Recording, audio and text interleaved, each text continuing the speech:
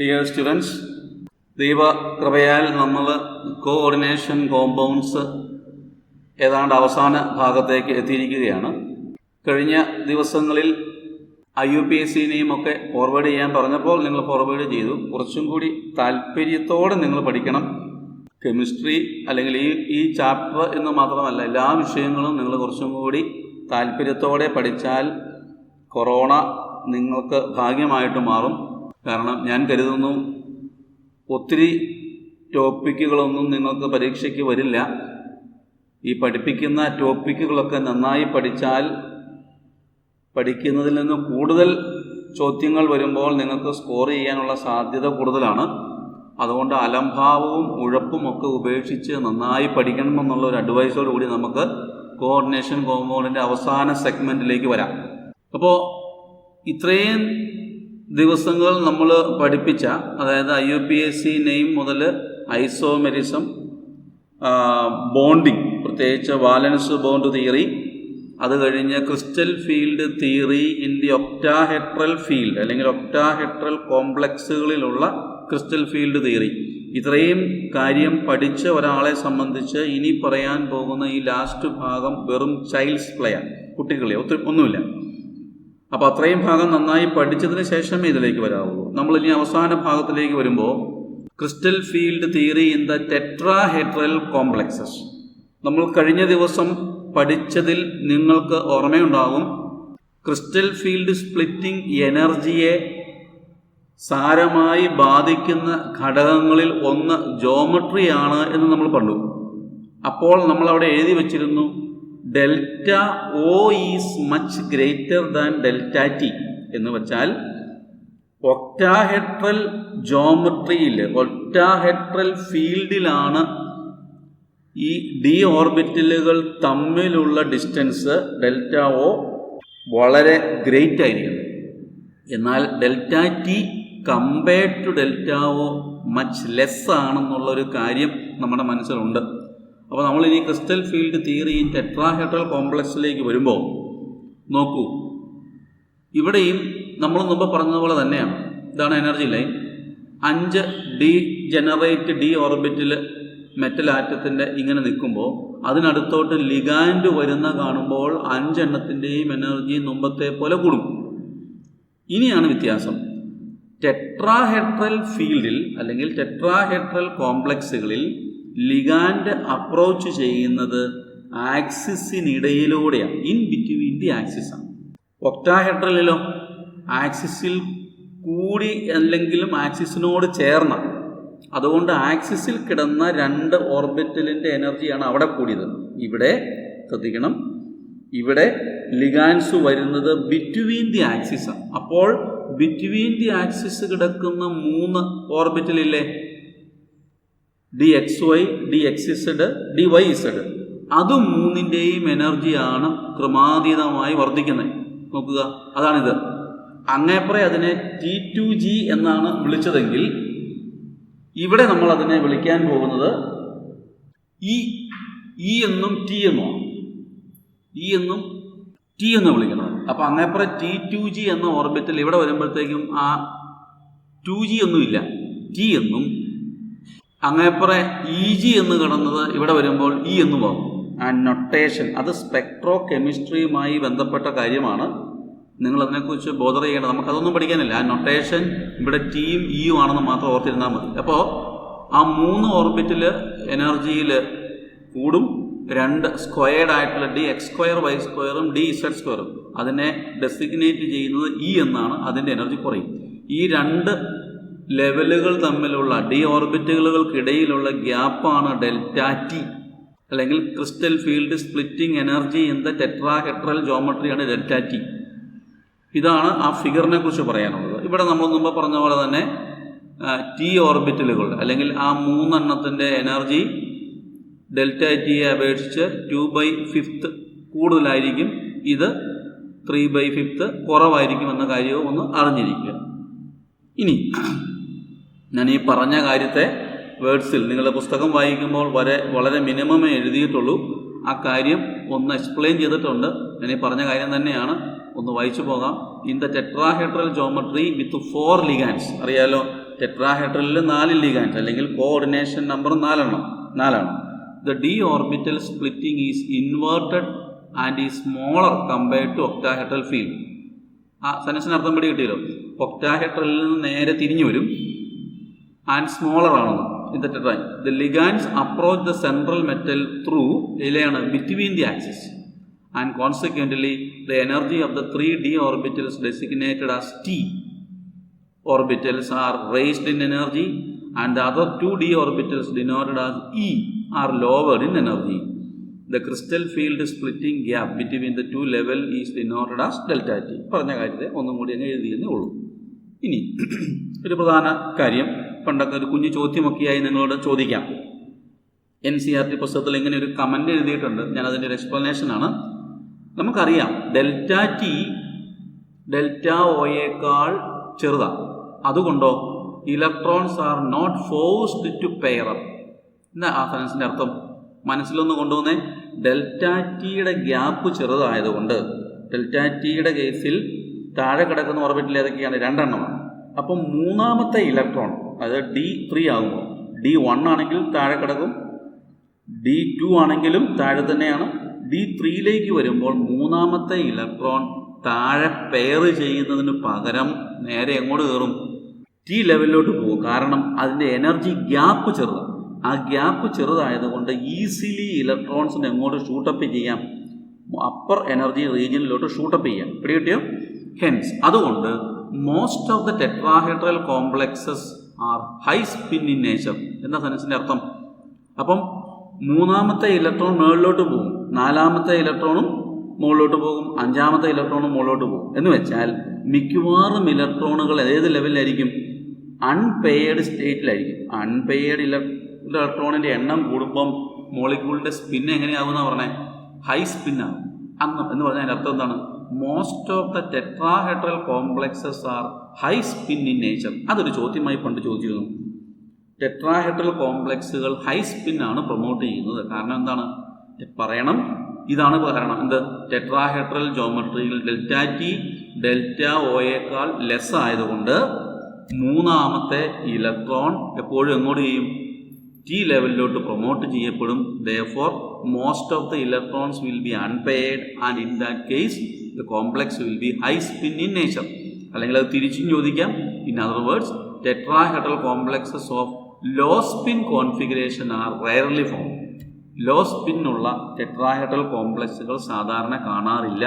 കാരണം എന്ത് എന്നൊക്കെ ചോദിക്കാം. രണ്ടും ഒരേ ഉത്തരം തന്നെയാണ്. ഒന്നും കൂടെ മനസ്സിരുത്തി വായിക്കുക, അപ്പോൾ നിങ്ങൾക്കത് പിടിക്കും. ഇനി ഒരു 2 മാർക്കിൻ്റെ ചോദ്യമൊക്കെ ആയിട്ട് ചോദിക്കുന്ന, ഇനി നിങ്ങളുടെ ആ പ്രധാനപ്പെട്ട കാര്യങ്ങളൊക്കെ ഈ ചാപ്റ്ററുമായി ബന്ധപ്പെട്ട് കഴിഞ്ഞു. നിങ്ങൾ നോക്കിക്കേ, കളർ ഇൻ കോഓർഡിനേഷൻ കോമ്പൗണ്ട്സ്. നമുക്കറിയാം കോംപ്ലക്സുകൾ നിങ്ങൾ ഡി ബ്ലോക്ക് ഒക്കെ പഠിക്കുമ്പോൾ പഠിച്ചിട്ടുണ്ട്. Most of the complexes are coloured. Coordination കോമ്പൗണ്ടുകളെല്ലാം തന്നെ കളർ. ഈ കളർ എന്തുകൊണ്ടാണ് എന്ന് ചോദിക്കും. 1-2 മാർക്കിൻ്റെ ചോദ്യമായി ചോദിക്കുന്ന ഒരു കുഞ്ഞു കാര്യമാണ്. എന്തുകൊണ്ടാണ് കോഓർഡിനേഷൻ കോമ്പൗണ്ടുകൾ കളർ കാണിക്കുന്നത്? അപ്പോൾ ഈ കളർ കാണിക്കാനുള്ള നമ്മൾ സാധാരണ ചോദിക്കുന്ന ഒരു ചോദ്യമുണ്ടല്ലോ, എനർജി കൂടുതൽ സ്റ്റേബിൾ ആണ്, എന്തുകൊണ്ട്? എനർജി കുറവാണെന്ന് ആർക്കും എഴുതാം. അതുപോലെ കളർ ഉണ്ടെന്ന് പറഞ്ഞാൽ നിങ്ങൾക്ക് എഴുതാവുന്ന ഒരു സേഫ് സെൻറ്റൻസ് ആണെന്ത്? It is due to DD transition. ശ്രദ്ധിക്കണം, DD എന്താ ഈ DD? നിങ്ങൾ ഇനോർഗാനിക് കെമിസ്ട്രിയിൽ ബ്ലോക്കുകളൊക്കെ പഠിക്കുമ്പോൾ, ഡി ബ്ലോക്ക് ഒക്കെ പഠിക്കുമ്പോൾ ഈ DD ട്രാൻസിഷൻ പഠിക്കും. കുറേ പേരുടെ മനസ്സിൽ DD എന്ന് പറഞ്ഞു കഴിഞ്ഞാൽ 3Dയിൽ നിന്നും 4Dയിലോട്ട് പോണ കാര്യമല്ല പറയണത്. നിങ്ങൾ ക്രിസ്റ്റൽ ഫീൽഡ് തിയറി പഠിച്ചപ്പോൾ നമുക്ക് മനസ്സിലായി, ഒരേ എനർജിയുള്ള 5 d ഓർബിറ്റലുകൾ എന്ത് ചെയ്യാം? സ്പ്ലിറ്റ് ചെയ്യും. സ്പ്ലിറ്റ് ചെയ്തിട്ട് ലോവർ എനർജി ഉള്ള ഒരു ഗ്രൂപ്പും ഹയർ എനർജി ഉള്ളൊരു ഗ്രൂപ്പും ഉണ്ടാകും. ഒക്ടാഹെഡ്രലിലാണെങ്കിൽ T2G EG എന്നും, ടെട്രാഹെഡ്രലിലാണെങ്കിൽ T എന്നും E എന്നുമുള്ള 2 സെറ്റ് ഡി ഓർബിറ്റൽ ഉണ്ടാകും. അപ്പോൾ താഴെയുള്ള ലെവലിൽ നിന്നും ഏതെങ്കിലും രീതിയിൽ എനർജി അബ്സോർബ് ചെയ്യുന്ന ഒരു ഇലക്ട്രോണിന് എന്ത് ചെയ്യാം? മുകളിലത്തെ ഡി ലെവലിലോട്ട് പ്രൊമോട്ട് ചെയ്യപ്പെടാം. അപ്പോൾ അങ്ങനെ പ്രൊമോട്ട് ചെയ്യുമ്പോൾ എമിറ്റ് ചെയ്യുന്ന റേഡിയേഷനാണ് സ്പെക്ട്രമായി കളറായി നമുക്ക് ലഭിക്കുന്നത്. അപ്പം ഇതിനെ പൊതുവേ പറയുന്ന ആ ഒരൊറ്റ പേരിൽ ഇതെല്ലാം ഉണ്ട്. ഡ്യൂ ടു DD ട്രാൻസിഷനാണ്. കളറിൻ്റെ മെയിൻ കാരണം ഡ്യൂ ടു DD ട്രാൻസിഷൻ. അതായത് ഒരു ഡിയിൽ നിന്നും മറ്റൊരു ഡിയിലോട്ടുള്ള ഇലക്ട്രോണിൻ്റെ ട്രാൻസ്ഫറാണ് DD ട്രാൻസിഷൻ. ഇനി കളർ നിങ്ങളുടെ പുസ്തകത്തിൽ കാര്യമായി ഒന്ന് നോക്കിക്കേ. A complex appears in a colour complementary to what absorb. ഇത് ഫിസിക്സുമായി ബന്ധപ്പെട്ട കാര്യമാണ്. നമുക്കൊരു സംഗതി നമ്മൾ ക്ലാസ് റൂമിലാണെങ്കിൽ അത് കൂടുതൽ എക്സ്പ്ലെയിൻ ചെയ്യാമായിരുന്നു. നിനക്ക് ഒരു സബ്സ്റ്റൻസിനെ ഒരു ഇന്ന കളറിൽ നീ കാണുന്നു എന്ന് പറഞ്ഞാൽ അതിൻ്റെ അർത്ഥം ആ കളറിന് കോംപ്ലിമെൻ്ററി ആയ കളറിലുള്ള വേവ് ലെങ്ത് അത് അബ്സോർബ് ചെയ്തിട്ടുണ്ട്. ഇതിലേക്ക് വരുന്നതിന് മുമ്പ് നിങ്ങൾ സ്കൂളിൽ ചിലപ്പോൾ പഠിച്ചിട്ടുണ്ടാവില്ലേ, കോംപ്ലിമെൻ്ററി കളറിൻ്റെ ഒരു കളർ വീല് പഠിച്ചിട്ടുണ്ടോ? നിങ്ങളുടെ പുസ്തകത്തിൽ ഇല്ലാത്ത ഒരു കാര്യം, ഒരു ഔട്ട് ഓഫ് ഇൻട്രസ്റ്റ് ഞാൻ ചുമ്മാ എന്നിട്ട് തിരിച്ചു വരാവേ. ഇതാണ് കോംപ്ലിമെൻ്ററി കളർ വീല്. നിങ്ങളിതിൻ്റെ ഈ one colour is absorb, the colour opposite is perceive. Opposite എന്ന് പറഞ്ഞാൽ കോംപ്ലിമെൻ്ററി കളറൊക്കെ നിങ്ങൾ സ്കൂളിൽ പഠിച്ചിട്ടുണ്ടാവും. അപ്പോൾ നോക്കിക്കേ, ഓറഞ്ച് അബ്സോർബ് ചെയ്ത് കഴിഞ്ഞാൽ സബ്സ്റ്റൻസ് എന്ത് വരും? ബ്ലൂ ആയിട്ട് വരും. റെഡ് അബ്സോർബ് ചെയ്ത് കഴിഞ്ഞാൽ ഗ്രീൻ ആയിട്ട് വരും. എന്നാ കോംപ്ലിമെൻ്ററി എന്ന് പറഞ്ഞാൽ നമ്മുടെ വയലറ്റ് ഇൻഡിഗോ നോക്കിക്കേ, ഇത് ഒരു violet indigo blue, violet indigo വരയ്ക്കാറില്ല, ഒരു ഡിസ്ക്രിമിനേഷൻ ഇല്ലാത്ത നിറം. വയലറ്റ് ഇൻഡിഗോ ഒഴിവാക്കിയിട്ട് blue, green, yellow, orange, red, ഇങ്ങനെ ഒരു സർക്കിളിൻ്റെ അകത്ത് നിങ്ങൾ മാർക്ക് ചെയ്ത് കഴിഞ്ഞാൽ ഇത് ആർക്കും ഓർത്തിരിക്കും. ഇത് ഈ ഫിഗറൊന്നും കാണാതെ പഠിക്കേണ്ട.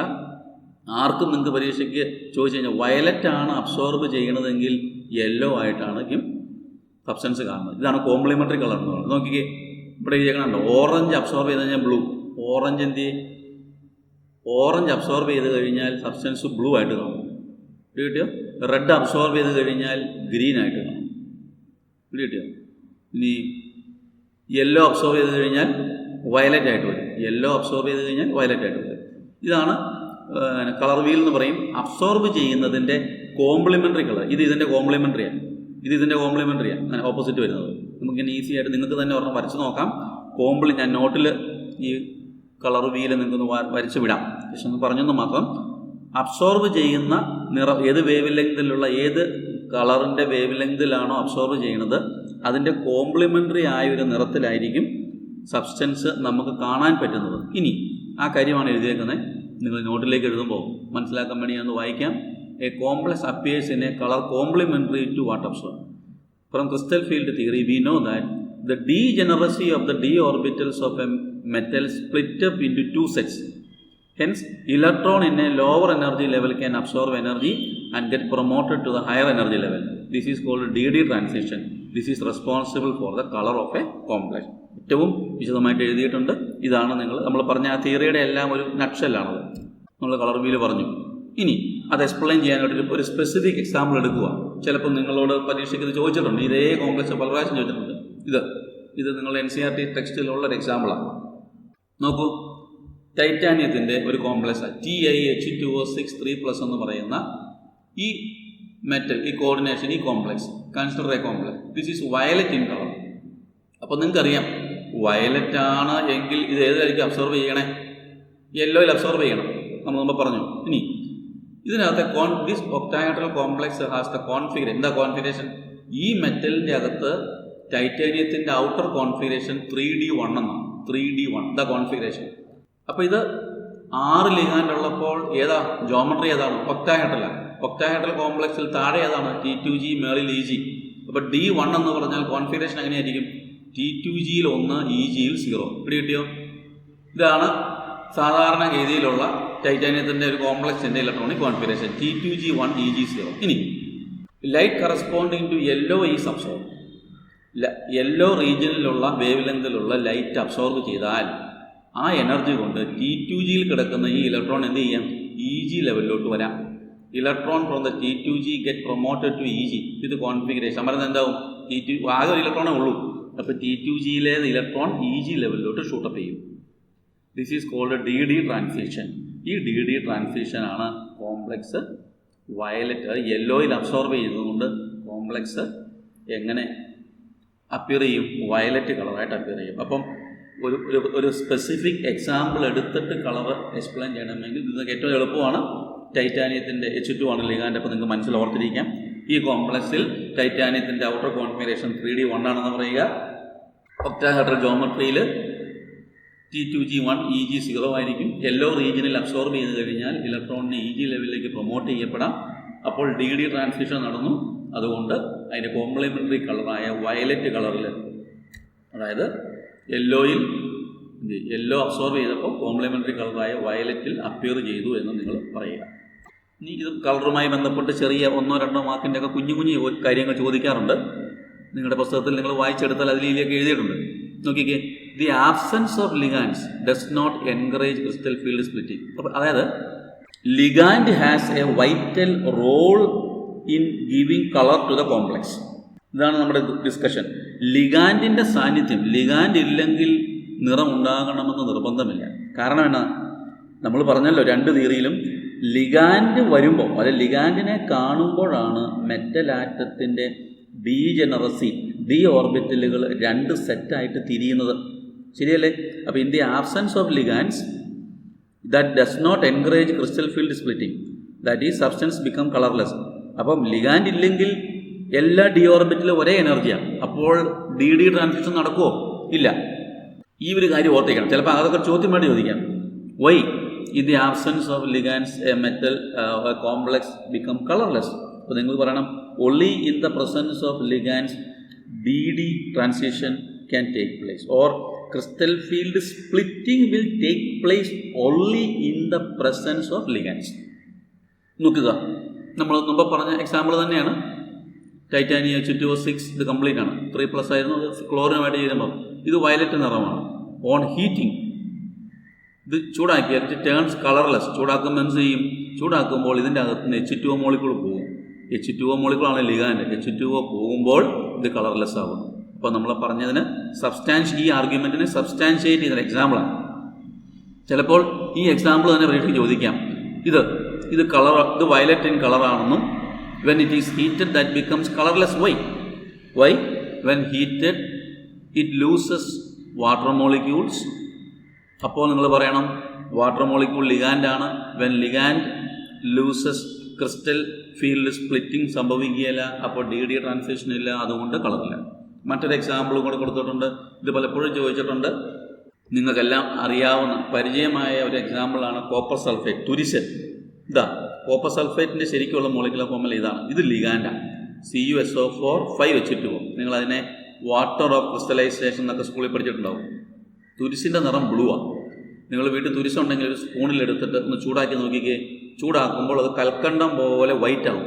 കാരണം ചൂടാക്കുമ്പോൾ ഈ ലിഗാൻഡ് പോകും, ഇത് മോയ്സ്ചറായിട്ട് പോകും. അപ്പോൾ ആൻഹൈഡ്രസ്, വെള്ളം നീക്കിയ anhydrous copper sulphate is white, കൽക്കണ്ടം പോലത്തെ നിറമായിട്ട് മാറും. ഈ 2 ഉദാഹരണം ഓർത്തിരിക്കണം. പരീക്ഷാ പോയിന്റ് ഓഫ് വ്യൂവിലും ഇമ്പോർട്ടൻ്റ് ആണ് കേട്ടോ. ഇനി നിങ്ങളുടെ പുസ്തകത്തിൽ പ്രേഷ്യസ് ആയിട്ടുള്ള 2-3 സ്റ്റോണുകൾ, റൂബി, എമറാൾഡ്. ഇത് നിങ്ങൾ പെൺകുട്ടികൾക്ക് പ്രത്യേകിച്ചും അറിയായിരിക്കും. പ്രേഷ്യസ് ആണ്. റൂബി, എമറാൾഡ് എന്നൊക്കെ പറഞ്ഞാൽ ചെറിയ ലൈറ്റ് ഗ്രീൻ നിറമാണ്. റൂബി ഏതാണ്ട് ഈ നിറമാണ്. നോക്കിക്കേ, റൂബി ചുമ്മാ അറിഞ്ഞിരുന്നാൽ മതി. ചിലപ്പോൾ ഇത് ഏപ്പാട്ടിലൊക്കെ ആ റൂബി എന്ന് പറഞ്ഞാൽ അലൂമിനിയത്തിൻ്റെ ഓക്സൈഡാണ്. അതിൻ്റെ അകത്ത് ക്രോമിയത്തിൻ്റെ അയണുണ്ട്. ഇതാ മെറ്റൽ ഡി ബ്ലോക്കിൽ. അപ്പോൾ അലൂമിനിയത്തിൻ്റെ ഓക്സൈഡ് ആണെങ്കിലും അതിൻ്റെ അകത്ത് അതിൻ്റെ ഇൻ്റർസ്റ്റീഷ്യൽ സ്പേസിൽ, നിങ്ങൾ സോളിഡിൻ്റെ അകത്ത് പഠിച്ചല്ലോ, അതിൻ്റെ interstitial space is embedded with Cr3+ ions. അപ്പോൾ എന്ത് ചെയ്യും? അവിടെ ഈ മെറ്റൽ ഉള്ളത് കൊണ്ട് ലിഗാൻഡുമായി ഓക്സൈഡുമായിട്ട് ചേരുമ്പോൾ ഡി ട്രാൻസിഷൻ സംഭവിച്ച് അതിന് കളർ കൊടുക്കും. എന്താണെന്ന് അറിഞ്ഞിരുന്നാൽ മതി. റൂബിക്ക് നിറം കൊടുക്കുന്നതിൻ്റെ കാരണം അതിനകത്ത് Cr3+ ഉണ്ട്. മിക്കവാറും പ്രേഷ്യസ് സ്റ്റോണിൻ്റെ അകത്തെല്ലാം വളരെ Cr ആണ് കൂടുതൽ. എമറാൾഡ് നോക്കിക്കുകയും, emerald here also Cr3+ ions occupy the octahedral sites of beryl. നിങ്ങൾ ബെറിലൊക്കെ പഠിക്കുന്നതാണ്. സിലിക്കേറ്റ്സിൻ്റെ അകത്ത് ഉദാഹരണം പഠിക്കുമ്പോൾ ബെറിൽ പഠിക്കുന്നുണ്ട്. ഇതാണ് ബെറിൽ. പിന്നെ മോളിക്കുലർ ഫോർമുല ഓർത്തിരുന്നില്ലെങ്കിലും ബെറിലിൻ്റെ അകത്ത് Cr3+ അയൺ വന്നാൽ അത് പ്രേഷ്യസ് സ്റ്റോൺ ആയിട്ട് മാറും. നോക്കിക്കേ, ചുമ്മാ നിങ്ങളുടെ ടെക്സ്റ്റിൽ ഇല്ലാത്തൊരു സംഭവമാണ്. ചുമ്മാ ഔട്ട് ഓഫ് ഇൻട്രസ്റ്റ് നോക്കുക. റൂബി എന്നറിഞ്ഞിരിക്കാൻ റൂബിയുടെയൊക്കെ നിറം കൊടുത്തിട്ടുണ്ട്. Ruby gets its colour when ഇത് ക്രോമിയമാണ്. ഇത് എഴുതിയപ്പോൾ ഇങ്ങനെ ആയിപ്പോയതായിരിക്കും. Cr മോളിഡറാണ്. Cr3+ replaces aluminium 3+ in octahedral sites. അപ്പോൾ നിങ്ങൾ സോളിഡിൻ്റെ അകത്തും പഠിച്ച് ഒരു മെറ്റലിനെ മറ്റൊരു മെറ്റലിനെ റീപ്ലേസ് ചെയ്യാം. അപ്പോൾ മെറ്റലിൻ്റെ അകത്ത് അലുമിനിയത്തിൻ്റെ ഓക്സൈഡിൻ്റെ അകത്തുനിന്ന് പല പ്ലേസിൽ നിന്നും Al3+നെ മാറി Cr3+നെ കൊണ്ട് റീപ്ലേസ് ചെയ്യുമ്പോൾ ഡി ട്രാൻസിഷൻ നടക്കും. അങ്ങനെയാണ് റൂബിക്ക് ആ നിറം കിട്ടാൻ കാരണം. എമറാൾഡ് നോക്കിക്കേ, അതും തന്നെ നമ്മളിപ്പോൾ പറഞ്ഞത് തന്നെ Cr3+ replaces aluminium in octahedral sites. ഇനി ഗാർനെറ്റ് എന്ന് പറയുന്ന പ്രഷ്യസ് സ്റ്റോൺ ഉണ്ട്. അവിടെ നോക്കിക്കേ, garnet gets it's red colour when Fe2+ iron, Fe2+ replaces magnesium 2+. ഇനി ഇത് വേറൊരു സ്റ്റോണാണ്, എന്താണ് സഫയർ എന്ന് പറയുന്നത്. അവിടെയും ഇൻ ബിറ്റ്വീൻ ഉണ്ടോ, ഇത് ഒന്നിലധികം Fe2+ഉം ടൈറ്റാനിയത്തിൻ്റെയും കൂടെ റീപ്ലേസ് ചെയ്യുമ്പോഴാണ് എന്നറിഞ്ഞിരിക്കണം. ജസ്റ്റ് ഒന്ന് അറിയാൻ ഇങ്ങനെയൊക്കെ ഉണ്ട്. പ്രഷ്യസ് സ്റ്റോണിനൊക്കെ നിറം കൊടുക്കുന്നത് ഈ കോർഡിനേഷൻ കോംപ്ലക്സ് ഫോം ചെയ്യുന്നത് വഴിയാണെന്ന് അറിഞ്ഞിരിക്കുക. ഇനി ക്രിസ്റ്റൽ ഫീൽഡ് തിയറിയുടെ ലിമിറ്റേഷൻസ് എന്തൊക്കെയാണ്? ഈ ചാപ്റ്ററിൽ ഒന്നും കളയാനില്ല, ഇതൊരു കുഞ്ഞു കാര്യം. What are the limitations? 2 പ്രധാന ലിമിറ്റേഷൻസ് ആണ്. ഒന്ന് ശ്രദ്ധിച്ച് പെട്ടെന്ന് മനസ്സിലാവും. നമ്മൾ ക്രിസ്റ്റൽ ഫീൽഡ് തിയറി തുടങ്ങിയപ്പോൾ പറഞ്ഞായിരുന്നു, കോഓർഡിനേറ്റ് ബോണ്ടിനെ സാധാരണ എങ്ങനെയാണ് നമ്മൾ പരിഗണിച്ച് പോന്നിരുന്നത്? കോവാലൻ്റ് ബോണ്ടായിട്ടാണ്. എന്നാൽ ക്രിസ്റ്റൽ ഫീൽഡ് തിയറി കോഓർഡിനേറ്റ് ബോണ്ടിനെ എങ്ങനെയാണ് പരിഗണിച്ചേക്കണേ? അയോണിക് ആയിട്ടാണ്, ഇലക്ട്രോസ്റ്റാറ്റിക് അയണിക്. അപ്പോൾ അയോണിക് ബോണ്ട് എന്ന് പറയാൻ കാരണം എന്നാ, ലിഗാൻഡ്സ് വരുന്നത് ഇലക്ട്രോൺ പെയറുമായിട്ടാണെന്നും പോയിന്റ് ചാർജുകളാണ്. അപ്പം നെഗറ്റീവ് ചാർജും മെറ്റലിൻ്റെ പോസിറ്റീവ് ചാർജും തമ്മിലുള്ള അട്രാക്ഷൻ വഴിയാണ് എന്നുള്ളൊരു പശ്ചാത്തലത്തിലാണ് ക്രിസ്റ്റൽ ഫീൽഡ് തിയറി ഡിസ്കസ് ചെയ്യുന്നത്. അപ്പം അങ്ങനെയാണെങ്കിൽ ശ്രദ്ധിക്കണം, അങ്ങനെയാണെങ്കിൽ നെഗറ്റീവ് ചാർജുള്ള ആനയോണിക് ലിഗാൻസ്, എന്നാൽ നെഗറ്റീവ് ചാർജുള്ള ലിഗാൻസ് ക്രിസ്റ്റൽ ഫീൽഡ് സ്പ്ലിറ്റിംഗ് കൂടുതലായിട്ട് വരുത്തേണ്ടതായിരുന്നു, അല്ലേ? കാരണം ഇത് പോയിന്റ് ചാർജാണെങ്കിൽ ഓപ്പോസിറ്റ് ചാർജിനെ കാണുമ്പോഴാണല്ലോ ഗ്രേറ്റർ സ്പ്ലിറ്റിംഗ് വരേണ്ടത്. പക്ഷേ നമ്മൾ പഠിച്ച സ്പെക്ട്രോ കെമിക്കൽ സീരീസ് നിങ്ങളുടെ ബുക്കിൽ നിങ്ങൾ എടുത്തു വെച്ച് നോക്കിക്കേ. സ്പെക്ട്രോ കെമിക്കൽ സീരീസിൽ നെഗറ്റീവ് ചാർജുള്ള ആനയോണിക് ലിഗാൻസ് ഒക്കെ തന്നെ വീക്ക് ഫീൽഡ് ലിഗാൻഡ് ആയിട്ടാണ് വന്നേക്കണേ. അതൊരു കോൺട്രഡിക്ഷനാണ്. കിട്ടിയോ? Although ligands are considered as point charges, anionic ligands are found to be weak field ligands in the spectrochemical series. അതൊരു അനോമലിയാണ്, അതൊരു drawback. 2, it does not consider the covalent nature of metal ligand bond. ഞാൻ പറഞ്ഞു, coordinate ബോണ്ടിനെ broad സെൻസിൽ കോവാലൻ്റ് ബോണ്ടായിട്ടാണ് അവതരിപ്പിച്ചു പോരുന്നത്. പക്ഷേ ഈ തിയറി ഈ കോവാലൻ്റ് നേച്ചറിനെ ഒട്ടും തന്നെ പരിഗണിക്കുന്നില്ല എന്നതും ഇതിൻ്റെ ഒരു ലിമിറ്റേഷനാണ്. ഇത് രണ്ടുമാണ് limitations of crystal field theory. ഇനി ഒരു വ്യത്യസ്തമായ തീരാൻ പോകട്ടെ, ലാസ്റ്റ് 2 കുഞ്ഞു കോൺസെപ്റ്റും കൂടി ഉള്ളൂ. ഈ ചാപ്റ്ററിൽ അവസാനം നിങ്ങൾക്ക് കൊടുത്തേക്കണമെന്നുണ്ട്. മെറ്റൽ കാർബണിൽസ്. കാർബണിൽ എന്ന് പറയുന്ന ലിഗാൻഡിനെ നമുക്കറിയാം. Metal carbonyls, carbon monoxide, CO, cobalt അല്ലാട്ടോ, CO, കാർബൺ മോണോക്സൈഡ് ലിഗാൻഡായിട്ട് വരുന്ന ഒരു ന്യൂട്രൽ ലിഗാൻഡാണ്. ഇത് ലിഗാൻഡായിട്ട് വരുന്ന മെറ്റൽ, അതിൽ മെറ്റലും കാർബണിൻ്റെ അകത്ത് കാർബണുമായിട്ടാണ് ബോണ്ട്. അപ്പം മെറ്റലും കാർബണുമായിട്ട് നേരിട്ട് ബോണ്ട് വരുമ്പം അത്തരം കോമ്പൗണ്ടുകൾക്ക് വിളിക്കുന്ന മറ്റൊരു പേരാണ്, നിങ്ങൾ ഓർഗാനിക് കെമിസ്ട്രി പഠിക്കും, organo metallic compounds. Grignard reagent എന്നൊക്കെ പറയുന്നൊരു റിയേജൻറ്റിനെ RMgX നമ്മൾ ഓർഗാനിക് കെമിസ്ട്രിയിൽ പരിചയപ്പെടും. അത് ഓർഗാനോ മെറ്റാലിക് കോമ്പൗണ്ട്.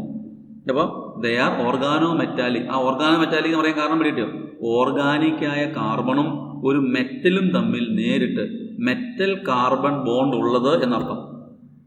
അവരുടെ പേരാണ് metal carbonyls. Carbonyl groups, carbon monoxide are the ligands. ഇനി നിങ്ങൾ എന്താണ് മെറ്റൽ കാർബണിൽസ് എന്നൊക്കെ അതിൻ്റെ ഒരു 2 തരം ബോണ്ട് എക്സ്പ്ലെയിൻ ചെയ്യാൻ പറഞ്ഞുകൊണ്ട് മാത്രമേ ചോദിക്കുള്ളൂ. 1-2 എക്സാമ്പിൾ ഓർത്തിരിക്കുക. അയണിൻ്റെ FeCO5 നമ്മൾ ഫസ്റ്റ് ഇയറിൽ പഠിച്ച ട്രൈഗോണൽ ബൈപിരമിഡൽ PCl5ൻ്റെ പോലത്തെ സ്ട്രക്ചർ ഞാൻ വരച്ചിട്ടുണ്ട്. ഇത് ടെട്രാഹെഡ്രൽ സ്ട്രക്ചർ 4 എണ്ണം, ഇത് 6 എണ്ണം ഉണ്ട് ഒക്ടാഹെഡ്രൽ സ്ട്രക്ചർ ക്രോമിയത്തിൻ്റെ. ഞാനത് വരച്ചിട്ടുണ്ട്, നോക്കിക്കേ. Fe നമ്മൾ ഫസ്റ്റ് ഇയറിൽ പഠിച്ച PCl5 trigonal bipyramidal tetrahedral octahedral ഷേപ്പുള്ള 4 എണ്ണം നോക്കിക്കേ. അതിൻ്റെ അകത്തുള്ള പ്രധാന നിങ്ങളോട് explain the bonding in metal carbonyls എന്നേ ചോദിക്കുള്ളൂ. Metal carbon bond in these compounds have both sigma and pi character. ഒരു പ്രത്യേകതരം ബോണ്ടാണ്. അതിനകത്ത് സിഗ്മ ബോണ്ടും പൈ ബോണ്ടും ഉണ്ട്. മെറ്റൽ കാർബൺ സിഗ്മ, അതായത് ഈ മെറ്റൽ ഓർഗാനോ മെറ്റാലിക് കോമ്പൗണ്ടായ മെറ്റൽ കാർബണിൽസുകളിൽ 2 ടൈപ്പ് മെറ്റലും കാർബണും തമ്മിലുള്ള ബോണ്ടുകളുണ്ട്. ഏതൊക്കെയാണ്? മെറ്റൽ കാർബൺ സിഗ്മ ബോണ്ടുണ്ട്. അതെങ്ങനെയാണ് ഫോം ചെയ്യണേ? അത് അറിഞ്ഞിരിക്കണം. It is formed by the overlap of orbitals containing lone pair of carbon monoxide. Carbon monoxide ലിഗാൻഡാണ്. ഓരോ ലിഗാൻഡും എന്തുമായിട്ടാണ് വരുന്നത്? ഒരു ലോൺ പെയറുമായിട്ടാണ് വരുന്നത്. അപ്പം ലിഗാൻഡിൻ്റെ ഈ ഫിൽഡ് ആയിട്ടുള്ള ലോൺ പെയർ ഉള്ള ഓർബിറ്റലും with vacant orbital of the metal. മെറ്റലിന് എന്തുണ്ട്? നമ്മൾ കഴിഞ്ഞ ദിവസം കണ്ടല്ലോ, വേക്കൻ്റ് ആയ ഓർബിറ്റലുകൾ ഹൈബ്രിഡൈസ് ചെയ്ത് കിടപ്പുണ്ട്. അപ്പം മെറ്റലിൻ്റെ വേക്കൻ്റ് ഓർബിറ്റലും ലിഗാൻഡിൻ്റെ ഫിൽഡ് ആയിട്ടുള്ള ഓർബിറ്റലും തമ്മിൽ ഓവർലാപ്പ് ചെയ്യുന്നത് വഴി ഉണ്ടാകുന്ന ബോണ്ടാണ് മെറ്റൽ കാർബൺ സിഗ്മ ബോണ്ട്. ഇനി മെറ്റൽ കാർബൺ പൈ ബോണ്ടുകളും ഉണ്ട്. അതെങ്ങനെ ഉണ്ടാകണേ? It is formed by the overlap of the filled d orbital of metal.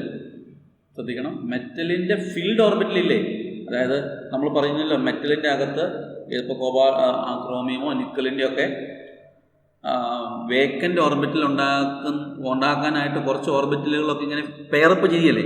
അപ്പോൾ ഫിൽഡ് ചെയ്ത് കിടക്കുന്ന അങ്ങനത്തെ ഡി ഓർബിറ്റലുണ്ട് മെറ്റലിൻ്റെ. നമ്മൾ ഹൈബ്രിഡൈസേഷനൊക്കെ പഠിച്ചപ്പോൾ കണ്ടല്ലോ, is formed by the overlap of filled d orbital of the metal with vacant anti bonding pi star molecular orbital of carbon monoxide. പേടിക്കണ്ട, നമ്മൾ ഫസ്റ്റ് ഇയറിൽ മോളിക്കുലാർ ഓർബിറ്റൽ തിയറി പഠിച്ചപ്പോൾ പൈ സ്റ്റാർ സിഗ്മ സ്റ്റാർ ഒക്കെ പഠിച്ചില്ലായിരുന്നു. അപ്പം ഈ കാർബണിൽ ഗ്രൂപ്പിന് pi star anti bonding molecular orbitals കിടപ്പുണ്ട്. അത് വേക്കൻ്റ് ആയിരിക്കും. ആ ഓർബിറ്റലും മെറ്റലിൻ്റെ ഫില്ല് ചെയ്ത് കിടക്കുന്ന ഡി ഓർബിറ്റൽ, കാരണം ബോണ്ട് ഉണ്ടാക്കാൻ 2 ഇലക്ട്രോൺ മതി.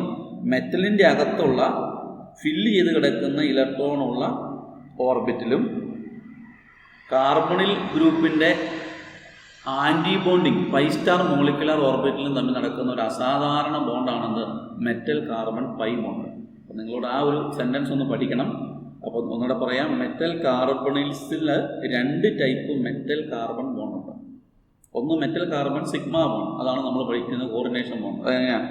മെറ്റലിൻ്റെ വേക്കൻ്റ് ഓർബിറ്റലും കാർബണിൽ ഗ്രൂപ്പിലെ ലോൺ പെയർ കിടക്കുന്ന ഓർബിറ്റലും തമ്മിലുണ്ടാക്കുന്ന ബോണ്ടാണ് metal carbon sigma bond. Metal carbon pi bond എന്താണ്? നേരെ തിരിച്ച്, മെറ്റലിൻ്റെ ഫില്ല് ചെയ്ത് കിടക്കുന്ന ഓർബിറ്റലും കാർബൺ മോണോക്സൈഡിൻ്റെ അല്ലെങ്കിൽ കാർബണിൽ ഗ്രൂപ്പിൻ്റെ പൈ സ്റ്റാർ മോളിക്കുലാർ ഓർബിറ്റലും തമ്മിലുള്ള ബോണ്ടാണ് മെറ്റൽ കാർബൺ പൈ ബോണ്ട്. ശ്രദ്ധിച്ച് ഒന്ന് എഴുതി വെച്ച് പഠിക്കണം കേട്ടോ. അത് ചോദിക്കാറുണ്ട്, explain the bonding in metal carbon. What are metal carbonyls? Give example. What are the type of bond എന്നൊക്കെ പറഞ്ഞ് ചോദിക്കാം. ഇനി ലാസ്റ്റത്തെ ഒരു കോൺസെപ്റ്റ്, ഒരു കോഓർഡിനേഷൻ കോമ്പൗണ്ടിൻ്റെ സ്റ്റെബിലിറ്റി എങ്ങനെയാണ് മെഷർ ചെയ്യുന്നത്? ചെറിയൊരു 2 മാർക്കിൻ്റെ ചോദ്യമൊക്കെയായി ചോദിക്കുന്നത്. How will you account or how will you measure the stability or how will you predict the stability of a coordination compound? ഒരു സിമ്പിൾ അപ്രോച്ചാണ്. ഇങ്ങനെ നോക്കുക, നമുക്കൊരു കോംപ്ലക്സ് ഇങ്ങനെ ഉണ്ടെന്നിരിക്കട്ടെ, MLN, M മെറ്റലും N നമ്പർ ഓഫ് ലിഗാൻഡ് ചേർന്ന് ഇങ്ങനെ ഒരു കോംപ്ലക്സ് ഉണ്ട്. Is formed by the bonding between a metal with a N number of ligand L. ഇനി ഇതാണ് അതിൻ്റെ എക്വിലിബ്രിയം റിയാക്ഷൻ. എമ്മും N നമ്പർ ഓഫ് ലിഗാൻഡ്സും ചേർന്ന് MLN എന്ന ഒരു എക്വിലിബ്രിയം എസ്റ്റാബ്ലിഷ്. ഇതാണ് കോംപ്ലക്സ് എങ്കിൽ അതിൻ്റെ എക്വിലിബ്രിയം കോൺസ്റ്റന്റ് എങ്ങനെ എഴുതാം? Kc ഈക്വൽ ടു റേഷ്യോ ശരി പഠിച്ചതാണല്ലോ, molar concentration of MLN divided by molar concentration of M into molar concentration of L raise to N. നമുക്കറിയാം. അപ്പോൾ ഇനി നമ്മൾ മാത്തമാറ്റിക്കലായിട്ട് ചിന്തിച്ചേ, ഇതിൻ്റെ അകത്ത് ഈ ഭാഗം molar concentration of MLN high ആണെങ്കിൽ Kc എന്തായിരിക്കും? ഹൈ ആയിരിക്കില്ലേ?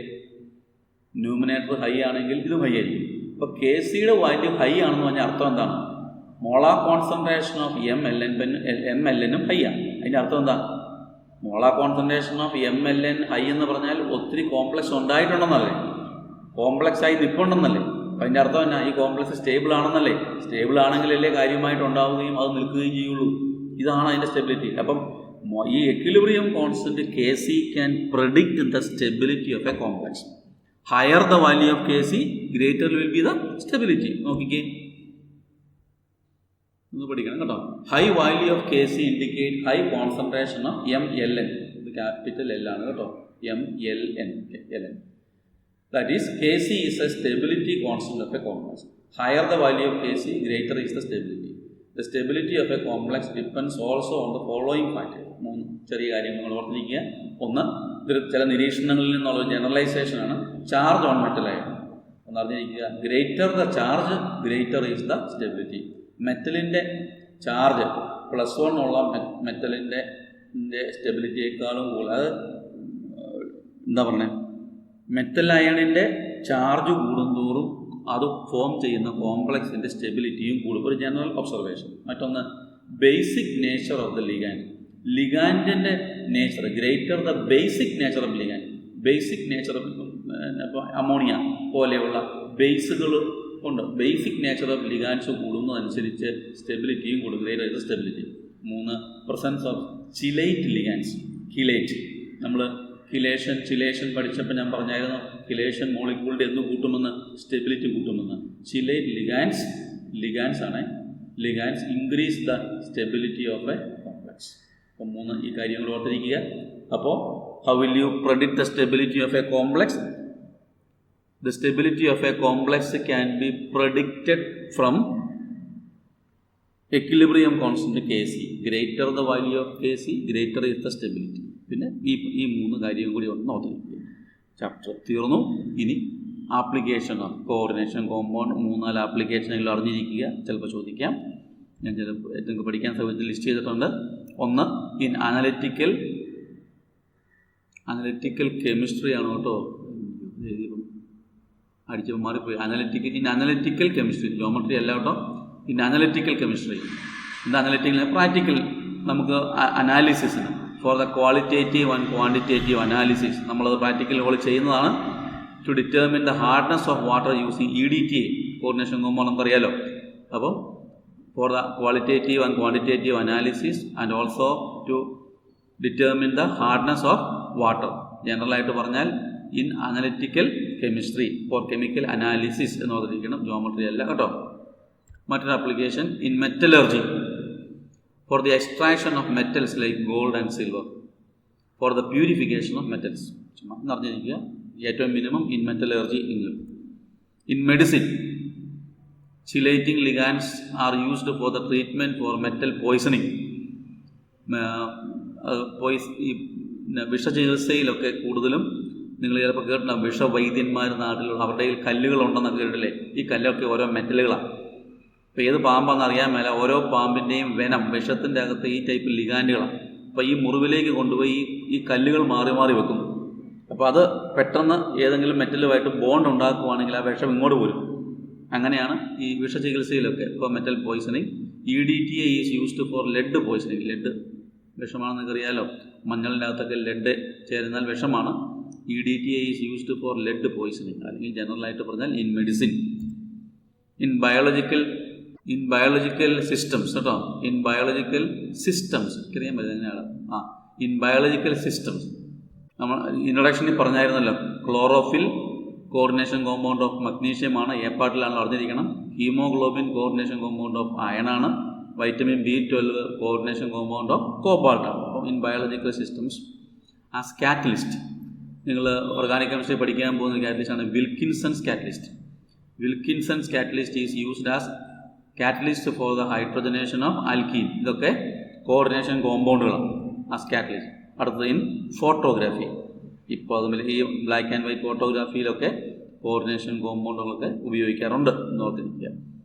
അപ്പോൾ അതോടുകൂടി ആപ്ലിക്കേഷനും തീർന്നു. അപ്പോൾ നമ്മളിന്ന് പഠിച്ച കാര്യത്തെ നമ്മളിവിടെ തുടങ്ങിയത് crystal field theory in tetrahedral complex ആണ് നമ്മൾ പറഞ്ഞത്. ഒക്ടാഹെഡ്രൽ കോംപ്ലക്സിൻ്റെ നേരെ തിരിച്ചാണെന്നും ഗ്യാപ്പ് ചെറുതാണെന്നും ഒക്കെ അറിഞ്ഞിരിക്കുക.